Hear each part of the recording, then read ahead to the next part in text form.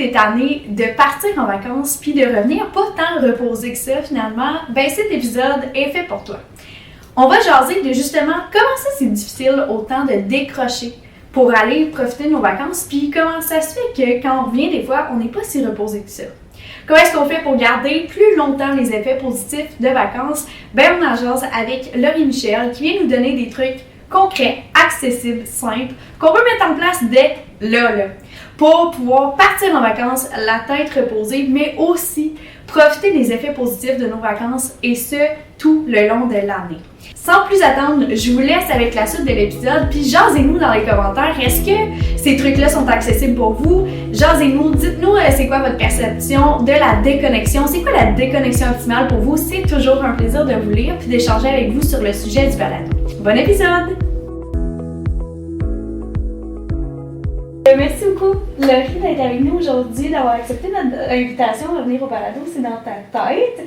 Pour les personnes qui te connaissent peut-être un petit peu moins, ben, je te donnerai l'occasion de présenter, tu fais quoi dans la vie de tous les jours, c'est quoi ton métier, qu'est-ce qui t'emmène à nous parler de déconnexion aujourd'hui? Oui, ben merci beaucoup Myriam de m'accueillir sur votre balado, très contente d'être avec toi aujourd'hui pour parler d'un thème qui est à la fois très ancré dans notre monde hyper connecté aujourd'hui, n'est-ce pas?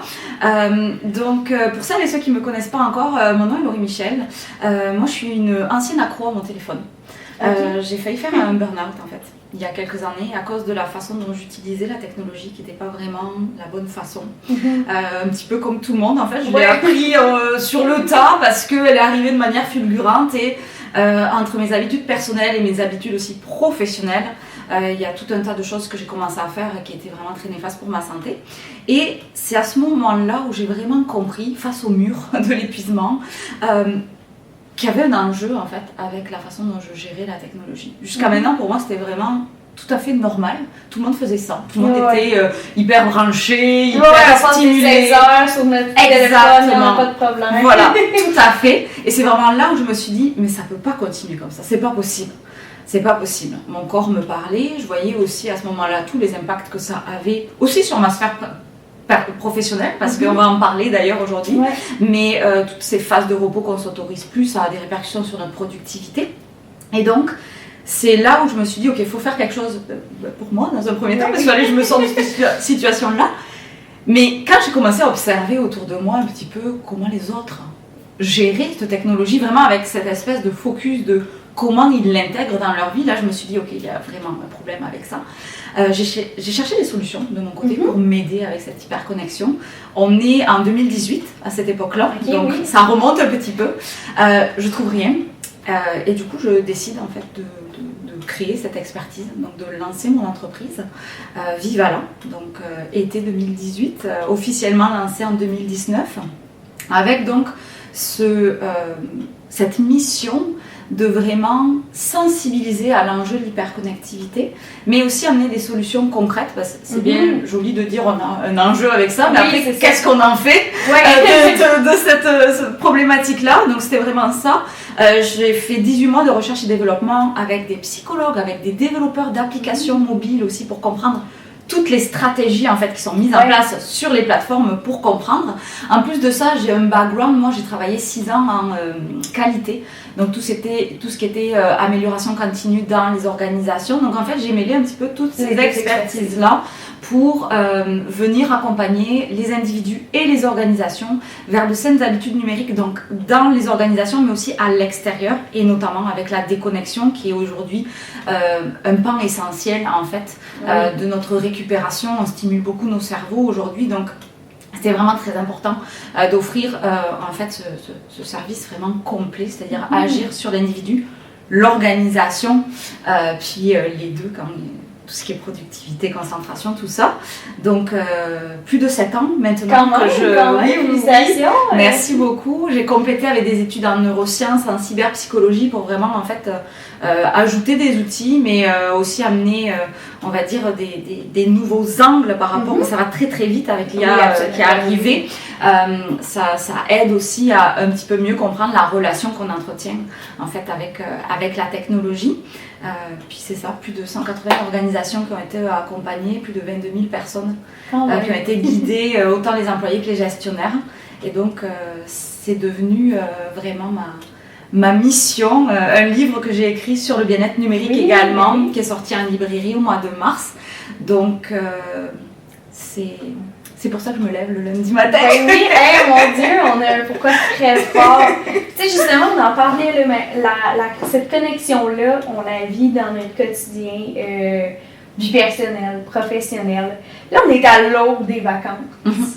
Moment où est-ce qu'on se dit, mon Dieu, je veux tout faire, je vais me déconnecter, puis tout ça, mais se déconnecter, surtout dans un contexte de travail, ça demande une certaine préparation, justement.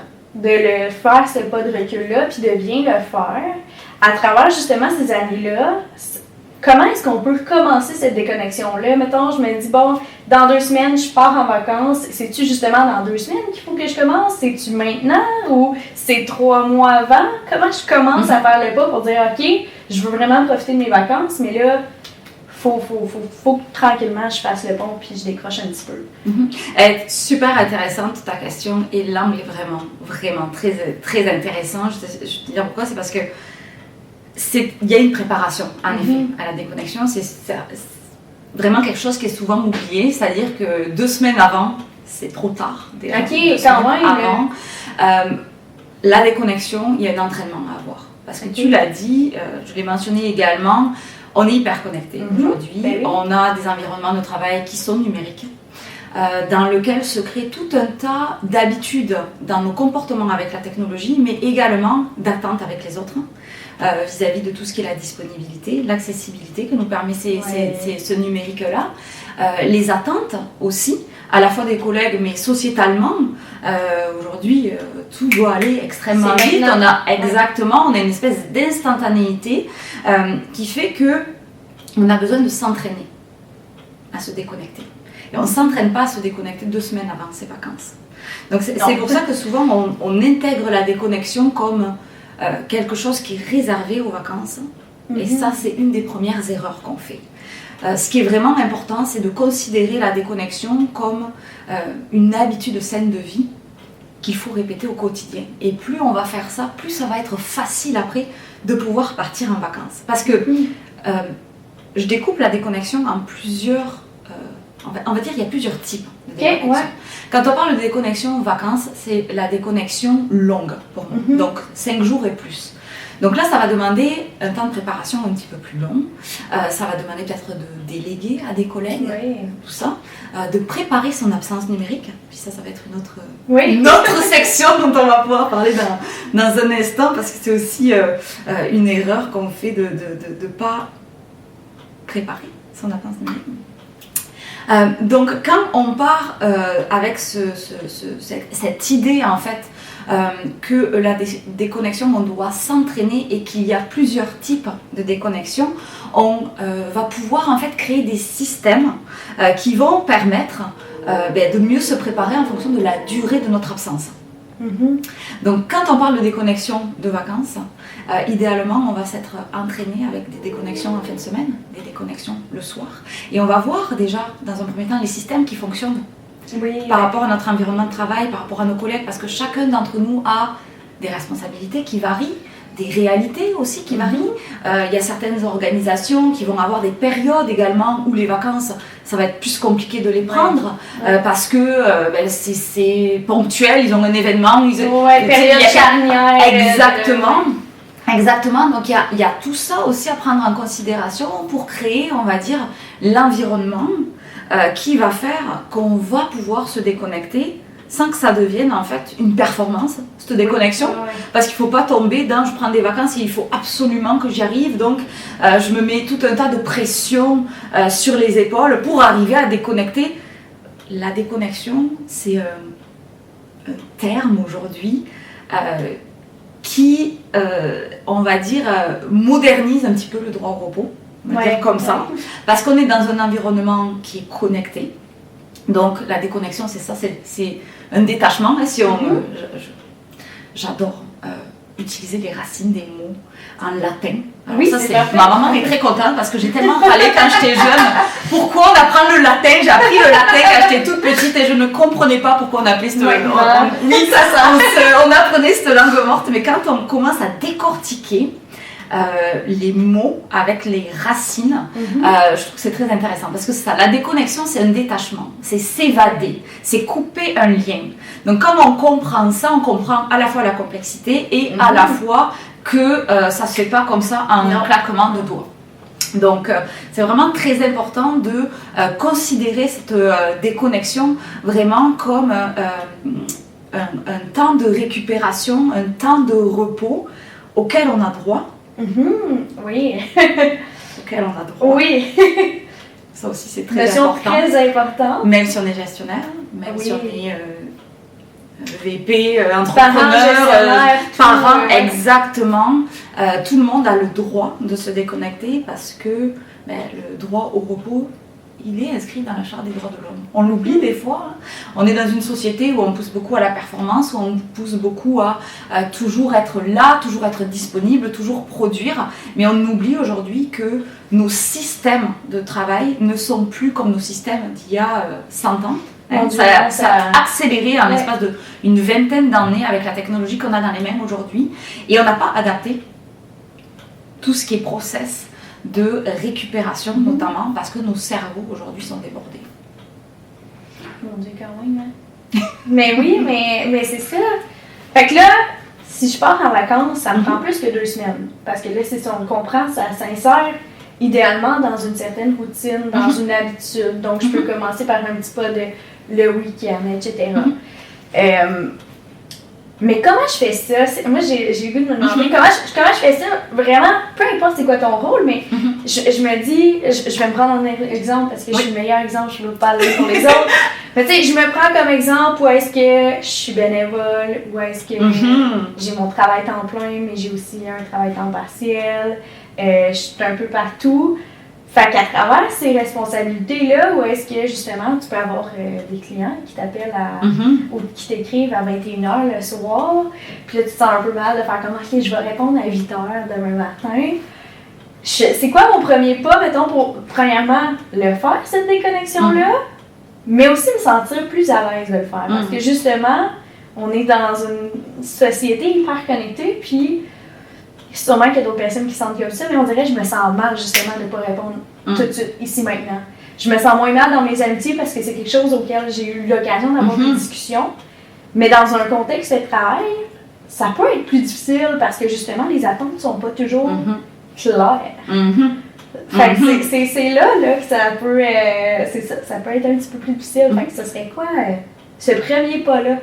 Tu mets le doigt sur quelque chose, en fait plusieurs choses très, très importantes. La première, c'est la façon dont on a habitué les autres à communiquer avec nous. Donc en effet, il y a des attentes qui se créent, des fois par rapport aux gestes que nous-mêmes on a mis en place. Parce qu'on est beaucoup aussi dans de l'interprétation que les autres pensent d'une certaine façon ou s'attendent à ce qu'on agisse d'une certaine façon parce qu'il y a cet enjeu de la réactivité aujourd'hui avec le numérique. Donc il y a cet aspect-là aussi qu'il est important en fait de clarifier, comme tu l'as mentionné, à quoi s'attendent les autres et est-ce que c'est légitime, est-ce que c'est moi qui ai créé un cercle en fait qui n'est pas bon pour moi-même. Est-ce que c'est légitime de répondre à 21h pour quelque chose qui n'est pas urgent? Effectivement. C'est ça aussi, on a une certaine proximité aujourd'hui avec le téléphone qui fait que moi j'aime bien ramener les gens un petit peu à l'époque de nos parents ou de nos grands-parents.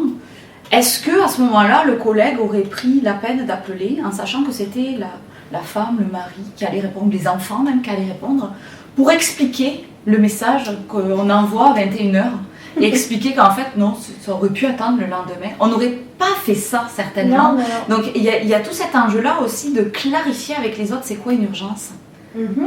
À quelle heure on doit être joignable, mettre des limites. C'est pas parce qu'on est accessible avec les outils qu'on va être constamment disponible. C'est hyper important de mettre en place des barrières.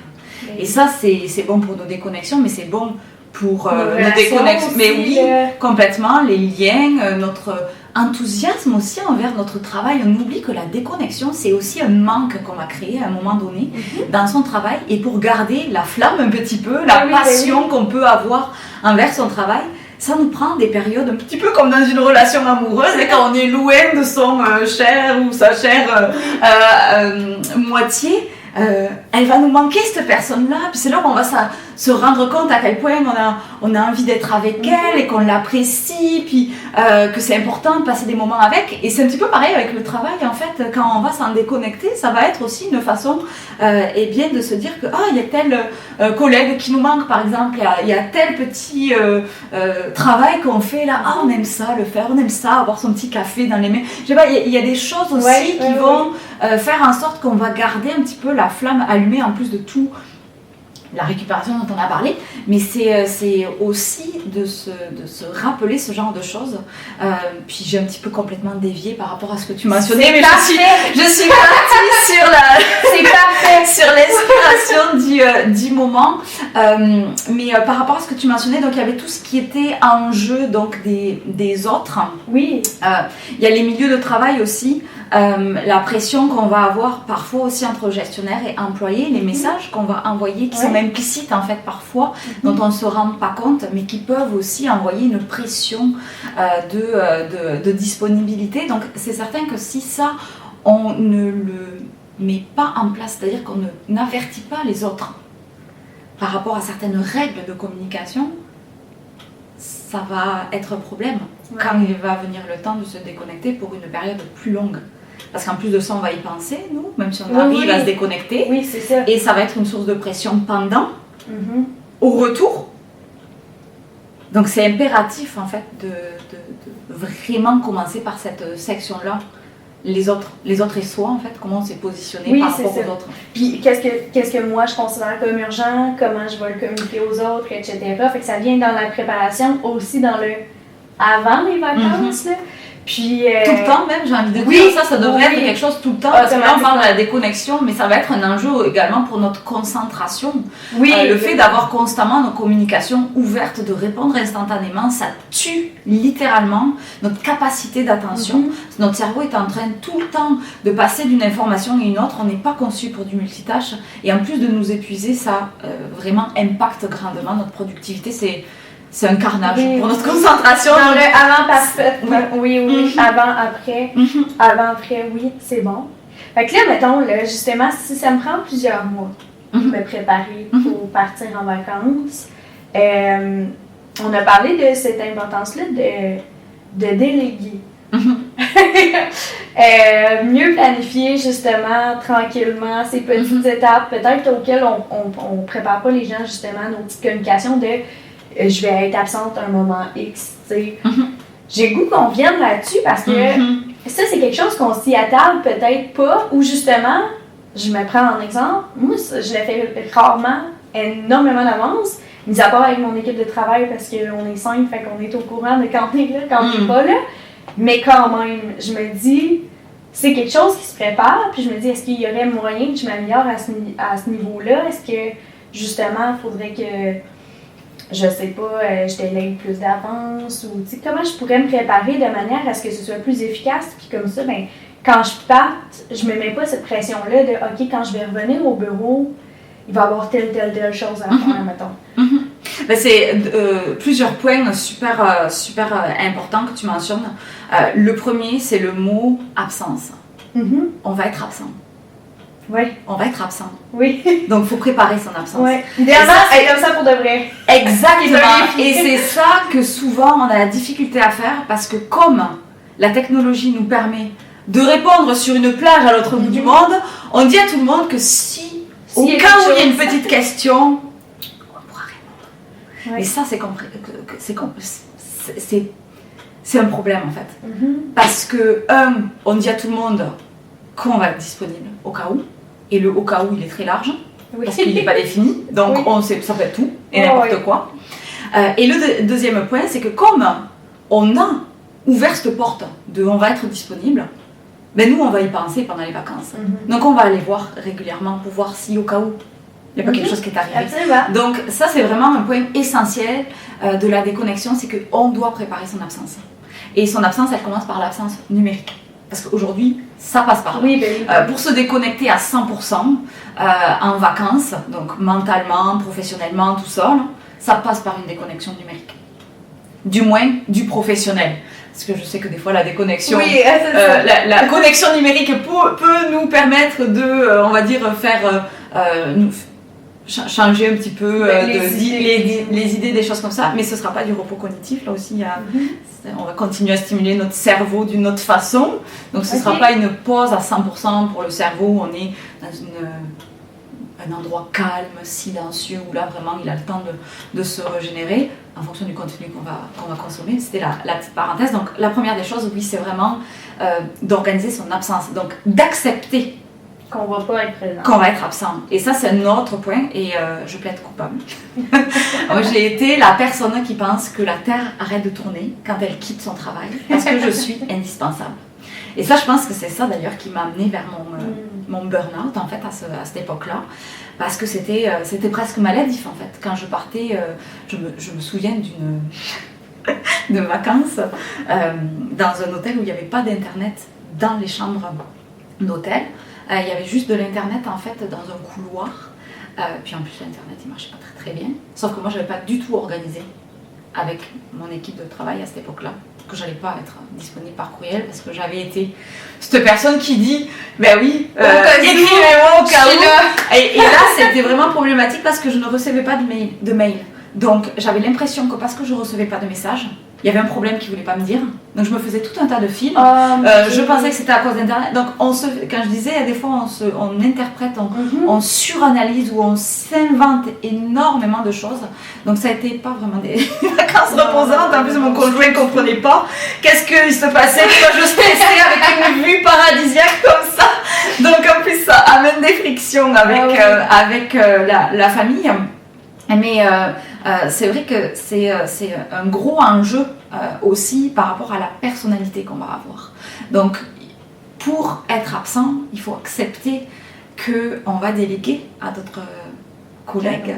Donc, il y a une confiance à avoir aussi avec les collègues. Absolument. Et il y a un temps de préparation. Donc, en fonction du dossier, des fois 2 semaines, c'est trop court pour préparer la personne à ce qu'on va lui laisser dans les mains pour pas que ce soit un peu une patate chaude. Puis que quand il y a la première problématique, bien, c'est sûr qu'on va être appelé parce qu'on l'a mal préparé. Donc, il y a ça aussi qui est important en fonction de la période à laquelle on part, du contexte, donc des responsabilités qu'on a. Il va y avoir cette phase un petit peu de passation avec les collègues et en fonction aussi de notre environnement, mais avec les interlocuteurs, donc les clients, les fournisseurs si on a des fournisseurs. Donc il y a toute cette phase-là aussi à structurer et en fonction, 15 jours, ça arrive très très vite, 15 jours. Donc c'est pour ça que je te dis, c'est vraiment dépendant de la charge d'organisation qu'on va avoir en amont par rapport au nombre de personnes aussi qu'on va avoir à prévenir pour faire en sorte que ça fasse du sens et qu'on ne passe pas en fait la dernière semaine avant les vacances à faire une semaine de 80 heures parce qu'en fait il y a trop de choses. Exactement. Donc il y a vraiment une réflexion à avoir par rapport à tout ça pour pouvoir mettre en place donc sa planification de vacances et ne pas faire en sorte que ça devienne stressant de partir en vacances. Parce que c'est ça aussi, on se programme comme à la phase de vacances, le avant, c'est stressant, donc finalement je ne sais pas si je vais en prendre des vacances. C'est plus stressant de partir que d'en prendre. Exactement, donc il y a ça aussi qui peut entrer en ligne de compte et oui, la caméra est ici, oui, c'est essentiel de prendre des vacances. C'est essentiel de prendre des vacances. On n'est pas des robots, on n'est pas des machines, on ne peut pas fonctionner 24/7 comme la technologie. Donc c'est indispensable de prendre des vacances. On admire beaucoup de sportifs de haut niveau quand c'est le temps des Jeux Olympiques, quand c'est le temps de tout ce qui est même hockey, etc. On aime supporter nos équipes, mais ces équipes-là, elles ont des temps de récupération. C'est impératif et on oublie que notre cerveau, il en a besoin aussi. Oui, puis ça nous permet d'être plus performants. Justement, moi aussi, j'étais un peu coupable de ça. Je me rends souvent disponible, même si, c'est ça, techniquement, je le suis pas. Et là, je me dis, OK, pendant les vacances, je pars en vacances, il existe plusieurs types de déconnexion. On a exploré un peu le sujet tantôt. Mais là, je voulais voir justement avec toi, c'est quoi ces types de déconnexion-là? Puis ça serait quoi, mettons, une déconnexion optimale. Je dirais pas idéale, parce que bon, l'idéal est différent pour chaque personne, puis chaque réalité et tout ça. Mais mettons, optimalement, ça pourrait ressembler à quoi? Mais la première des choses, c'est que la déconnexion ne doit pas être une source de stress. Ça ne doit pas non plus être un espèce de concours de performance de j'ai mieux déconnecté que exactement. Parce que, comme tu l'as dit, on a tous des grades aussi de liens, à la fois au travail et à la fois à la technologie qui sont très différents. Et ça, je pense que c'est deux éléments essentiels. C'est que la déconnexion, c'est à la fois les habitudes qu'on a créées avec le numérique, donc tout ce qui est habitude de disponibilité, mais aussi gestes automatiques, parce que là on a parlé du professionnel, mais les habitudes individuelles qu'on va avoir également vont parfois nous mener à des gestes de connexion avec le professionnel qu'on n'a pas décidé, qui sont un dérapage, donc il y a ça aussi qui peut rentrer en ligne de compte. Donc les habitudes individuelles de technologie, les habitudes numériques dans la sphère de travail, et le petit troisième, il va me revenir, je l'ai oublié. Oui, notre relation au travail. Donc là, je parlais de profil type un petit peu de cette personne qui se trouve indispensable. C'est certain que le travail, c'est une source de sécurité. D'accord, c'est notre rapport au monde financier, à tout ce qui est nécessaire dans notre vie. Donc c'est certain qu'on a tous aussi un lien au travail qui va être particulier. Donc c'est de voir aussi l'attachement qu'on va avoir à son travail pour pouvoir réfléchir à une déconnexion qui va nous convenir. Même si on est passionné par son travail, parce que souvent j'ai ces personnes qui me disent « Oui, mais moi j'aime tellement mon travail, j'ai pas besoin de m'arrêter. » Si. Si. Moi aussi j'adore mon métier. Tu l'as vu avec mon introduction, de dire comment ne pas être passionné de ce que je fais chaque jour. Mais je pars en vacances. Cet été, je pars en vacances. Oui, c'est vraiment nécessaire. Et c'est nécessaire, oui, pour notre santé, pour notre cerveau, mais aussi pour les autres, les gens qu'on aime. Ils méritent mieux que du temps un petit peu à droite à gauche, ils méritent de nous avoir pleinement, parce que c'est aussi ça, la déconnexion, c'est aussi de passer du temps. Puis, en tant qu'expatrié, c'est certain que la notion de déconnexion a pris quelque chose de très différent pour moi. Ça fait 10 ans que je suis au Québec, et à chaque fois que je rentre en France pour visiter ma famille et mes amis, je manque vraiment dans l'instant présent, parce que je sais que je vais les voir pour 1 semaine, 2 semaines, jusqu'à la prochaine fois, la prochaine année, des fois. Et ces instants-là, des fois on pense qu'ils sont un peu anodins, mais on n'a pas idée à quel point en 1 an, il y a un tas de choses qui peuvent se passer, autant de notre côté que de l'autre côté.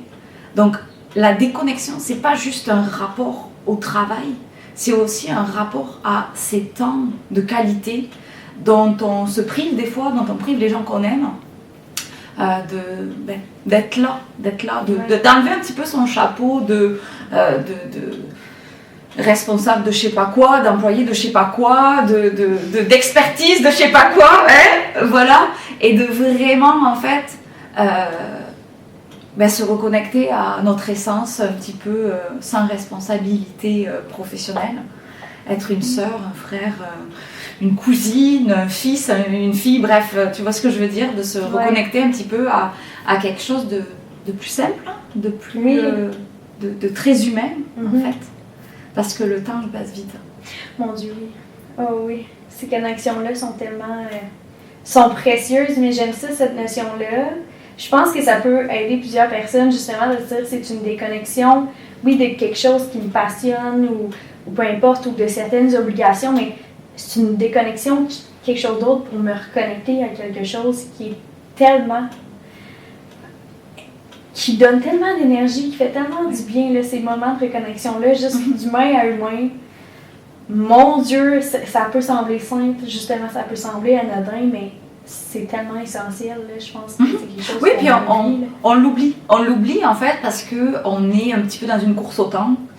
On est constamment en train de dire, je vous invite à faire le calcul, là, si vous nous écoutez, mais le nombre de fois où on dit j'ai pas le temps dans une journée, c'est effrayant. Oh oui, c'est hallucinant. Effrayant. Et c'est comme si on se conditionnait un petit peu au fait qu'on n'en a pas de temps, donc on est toujours en train de le remplir, comme si on espérait peut-être le rattraper. Oui, le rattraper, je sais pas. Et c'est vrai qu'en fait, quand on arrête de courir après le temps, quand on arrête de combler aussi le temps et la technologie constamment, hein, parce que on est constamment, on a une pause, on comble avec la technologie, on répond à un message parce qu'on n'aura pas à le faire plus tard, etc. Puis en fait, au final, on est dans cette accélération, on a toujours des choses à faire. Et en fait, quand on prend le contrôle là-dessus et qu'on s'autorise à s'arrêter, à faire une micro-pause, ça va nous aider pour la déconnexion plus longue, ça aussi, tu t'en doutes. Mais en plus de ça, c'est comme si ce moment d'arrêt-là, il va sembler plus long. Ouais. Faire le trajet, par exemple, je sais pas, en transport en commun, là, avec le téléphone, et sans le téléphone, c'est comme si on avait récupéré du temps. Oui, absolument. Et ça diminue un peu cette pression de toujours plus, de accélération, de on a des choses à faire, on déborde. Ouais, c'est une petite chose aussi qu'on peut mettre en place pour essayer de réduire cette pression. On a plein de choses sur les épaules, on a constamment des choses à avancer, des choses à terminer, des choses à faire. Puis ça aussi, ça va nous aider après quand ça va être le temps de se déconnecter sur une plus longue période parce qu'on s'est déjà un petit peu entraîné à des périodes de pause, même si c'est un 5 minutes. Même si c'est un 5 minutes, on met un café qu'on prend au bureau et on va s'autoriser à ne pas le boire devant les mails ou à ne pas le boire en scrollant, en répondant à un message. On va s'autoriser à faire cette pause-là. Ouais, juste prendre un... C'est un juste prendre ton café puis prendre 10 minutes de pause avec toute la gang ensemble. Oui. Là, plutôt que d'être chacun sur notre selle ou devant notre ordi à répondre à des courriels, juste ça. Et on perd pas de temps quand on fait ça. Non, absolument pas. De temps. Puis tu sais, au contraire, je me dis, ce temps-là qu'on partage les uns avec les autres, mais on se connaît davantage, on se sent plus à l'aise d'aller demander de l'aide si jamais il y a quelque chose. J'ai une confiance à déléguer la journée où est-ce que justement je dois prendre 2 semaines de vacances. Oui. J'ai cette confiance-là qui est là, fait que justement ça nourrit tranquillement cette déconnexion-là plus longue. Oui, puis le lien, tu le dis, avec l'équipe, le lien de confiance qui fait que quand on va se retrouver en période de vacances, cette personne-là, elle sait parce qu'elle nous a parlé de ses vacances il y a 2 mois, puis on s'est rendu compte dans l'équipe qu'il y avait quelque chose qui fonctionnait pas peut-être quand il y en a un des deux qui part en vacances, puis on va le mettre en place, on va le tester avec les vacances de tel ou tel collègue, puis on va créer aussi une structure qui permet à chacun exactement ce genre de période-là. Les petites discussions de couloir, là, comme on appelle, elles sont hyper importantes. Et je pense à ces organisations qui sont à distance et qui nous écoutent peut-être, qui se disent oui mais ça on l'a plus aujourd'hui, c'est plus complexe de le mettre en place quand on est en télétravail. Alors quand on est en mode hybride, on peut le mettre en place, c'est-à-dire qu'on peut créer des rituels d'équipe quand on est tous ensemble au bureau qui nous permettraient de faire des choses comme ça. Et quand on est à distance, il y a aussi des choses qu'on peut mettre en place, que ce soit en visio, que ce soit un concours photo tout simple où on prend une photo, la tasse de café, on la met dans le clavardage et on dit là je me déconnecte, je fais une pause pendant 5 minutes, puis ça peut créer une chaîne avec les autres collègues qui vont vouloir faire pareil. Bien sûr, il faut la respecter. Ça va être de la discipline individuelle parce que c'est facile de tricher à distance, mais en fait c'est tricher, c'est pas céder soi-même. Donc c'est aussi ce rappel qu'il faut faire. Puis ça peut aussi mettre en lumière à quel point c'est important le repos. C'est une valeur qui est essentielle aujourd'hui dans nos environnements de travail. Donc il y a des solutions. En fait, quand on passe en mode solution, on en trouve toujours. Qu'importe l'environnement qu'il y a, qu'importe les personnalités, qu'importe la taille de l'équipe, il faut basculer dans ce mode solution en fait. Oh, oui, il n'y a pas de problème, il y a juste des solutions. Moi, c'est ce que je m'amuse à dire souvent ici. Mais si je comprends bien, dans le fond, cette routine-là, ce qui est merveilleuse avec, c'est qu'elle s'applique à nos différentes sphères de notre vie. Puis en même temps, ça respecte le tic où est-ce que lorsque je vais revenir de vacances, si je reste dans ces certaines habitudes de déconnexion-là, j'aurai pas cette impression-là qu'après même pas une semaine, les effets de vacances, ça paraît plus là. Parce que c'est ça souvent qui arrive. Là. Fait que c'est continuer un petit peu, si je comprends bien, cette routine-là. Mais en fait, c'est que souvent les vacances sont considérées comme une espèce de période où on souffle. Absolument. Ouais. Mais calculez combien vous avez de vacances dans une année. Si vous avez juste 3 semaines, ça veut dire que vous soufflez juste 3 semaines sur 365 jours. Ah ouais, c'est pas beaucoup. C'est pas beaucoup du tout. C'est pas beaucoup. C'est pas beaucoup du tout. Et c'est certainement pour ça qu'on a de plus en plus d'enjeux aussi de santé mentale, parce que on est dans des contextes où on ne s'arrête pas. On est toujours en stimulation. Donc oui, c'est très important en fait de considérer la déconnexion comme quelque chose qui est intégré au quotidien. C'est là où je parlais des différentes déconnexions. Tu sais, tu vas avoir une déconnexion de 1 heure dans ta journée, bon, mais tous les jours tu fais une déconnexion de 1 heure où tu essaies de décrocher. C'est sûr qu'elle va être peut-être au départ plus difficile à mettre en place, mais une fois qu'on va avoir créé un petit peu le rituel, ça va devenir de plus en plus facile, et en effet la déconnexion plus longue va nous sembler moins impressionnante. Absolument. Parce que quand on n'a pas du tout l'habitude de déconnecter, c'est là que c'est et qu'on doit déconnecter 15 jours, mais il y a des personnes, moi des fois en formation, qui me disent je suis incapable de déconnecter de mes mails, je suis incapable de déconnecter de mon travail parce que j'ai peur qu'il y ait ci, ça qui arrive. Et quand on met en place des structures pour faire en sorte que progressivement on s'entraîne en fait à s'octroyer des petites micro-déconnexions à droite à gauche, ben là, ça devient de moins en moins impressionnant, en fait, cette plus longue période de vacances. Parce que on a créé des mécanismes avec les autres, avec les équipes. Donc, c'est pour ça que je te disais le 2 semaines. Pour certaines personnes, en fonction du contexte, peut-être que ça va être... Mais ça prend un entraînement avant, en amont, pour que ça ne devienne pas une source de stress, en fait, les vacances, parce que en plus aussi aujourd'hui, l'enjeu qu'on a dans certains environnements de travail, c'est la quantité des communications. Oui.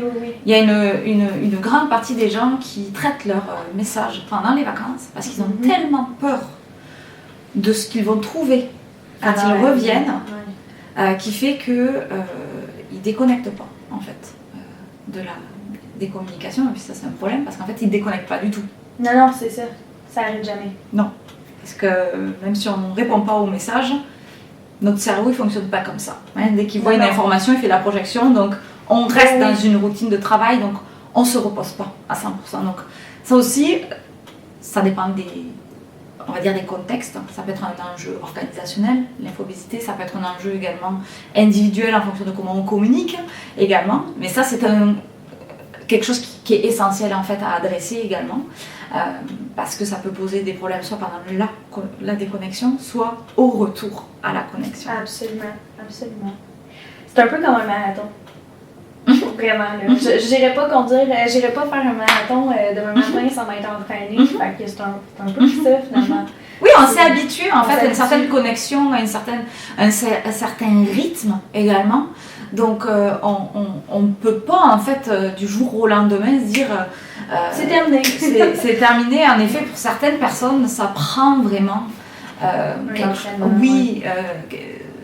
une habitude en amont pour être en mesure de le faire sans stress, parce que oui, il y en a qui vont vouloir faire, c'est devenu un peu à la mode, la digital detox. Là.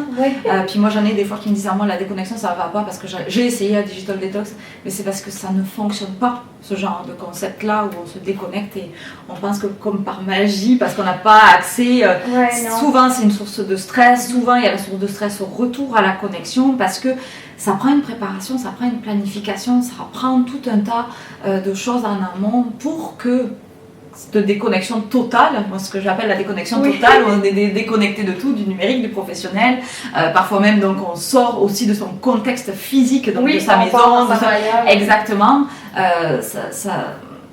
ça peut amener plus de stress à certaines personnes, donc c'est pour ça que c'est important de se connaître aussi, de savoir où c'est qu'on en est au moment où on va partir en vacances, quel est notre lien avec le travail, quel est notre lien avec la technologie, quelles sont nos habitudes, pour être en mesure d'établir un petit peu une planification et un protocole aussi est-ce que je vais réussir à me déconnecter, c'est correct si on n'y arrive pas aussi.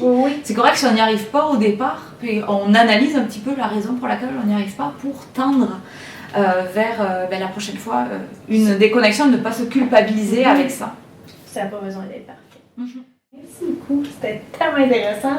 J'aurais pu aller vraiment plus loin. On aurait pu continuer pendant 3 heures. Ben oui, moi je suis bien installée. Mon Dieu, c'est intéressant, j'adore ça. En plus, c'est ça. C'est pas toujours facile. Puis même en dehors d'un contexte de vacances, c'est ça. Mais ça m'a été que personnellement, je suis faire un bon pas. J'ai commencé par ça, ces communications-là, regarder justement ces combien. Puis c'est révélateur beaucoup. Beaucoup. Puis cette reconnexion-là, cette déconnexion-là pour offrir une reconnexion avec les gens qui nous tient à cœur, je trouve que c'est un bon rappel. C'est un très bon rappel. Fait que merci beaucoup. Merci à toi. Plaisir d'être avec toi aujourd'hui pour discuter de ça.